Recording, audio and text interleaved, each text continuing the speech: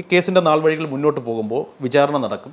ഇനി in case Bobby നിരപരാധിയാണ് അല്ലെങ്കിൽ അദ്ദേഹത്തിനെതിരെ ആരോപിക്കപ്പെട്ട കുറ്റങ്ങൾ തെളിയിക്കാൻ സംശയാതീതമായി തെളിയിക്കാൻ കോടതിക്ക് അല്ലെങ്കിൽ പ്രോസിക്യൂഷന് സാധിച്ചില്ല എന്നുണ്ടെങ്കിൽ ബോബി രക്ഷപ്പെട്ടു. അങ്ങനെ രക്ഷപ്പെട്ടാൽ ബോബി ഒരു ഡിഫമേഷനുമായി മുന്നോട്ട് പോയി കഴിഞ്ഞാൽ വാദി പ്രതിയാകില്ലേ, ഹണി റോസ് കുടുങ്ങില്ലേ? 12,110 രൂപ കൊടുത്തു കഴിഞ്ഞാൽ 1 കോടിയുടെ ഡിഫമേഷൻ സൂട്ട് ഫയൽ ചെയ്യാം. അപ്പോൾ ഈ ബോബി ചെമ്മണ്ണൂരിന് എത്ര കെട്ടി വെച്ചിട്ട് എത്ര കോടി ക്ലെയിം ചെയ്യുന്നുള്ള ഈശ്വരനെ അറിയാൻ പറ്റും. നീതിന്യായ വ്യവസ്ഥയിൽ നിന്ന് നീതി ലഭിക്കില്ല എന്നാണോ താങ്കൾ പറയുന്നത്? നമുക്ക് തന്നെ ഒരുപാട് വിക്ടിംസിനെ അറിയാം, എത്ര പേർക്ക് നീതി കിട്ടിയിട്ടുണ്ട്. ബോബി ഇങ്ങനെ ആക്കുന്നേ ഉള്ളൂ. ഹണി റോസ് കൈ കൊണ്ടുവയ്ക്കുന്നു, ഇദ്ദേഹം കൈ മുകളിലോട്ട് പോകുന്നു. ഇങ്ങനെ ഒരാളിനെ കറക്കാൻ പറ്റില്ലല്ലോ. അവർ സുനേത കറങ്ങുന്നു. ഇവിടെ എന്താണ് ഒരു ക്രിമിനൽ ഫോഴ്സ് യൂസ് ചെയ്തിട്ടില്ല. പക്ഷെ ഇതിനപ്പുറത്തേക്ക് അവർ പറയുന്നത് അവരെ സൈബർ ബുള്ളിങ്ങിന് വിധേയമാക്കി ദ്വയാർത്ഥ പ്രയോഗത്തിൽ സംസാരിച്ചു എന്നുള്ളതാണ്. ദ്വയാർത്ഥ പ്രയോഗത്തിന് ഒരു കേസ് എടുക്കാൻ പറ്റത്തില്ലെന്നേ.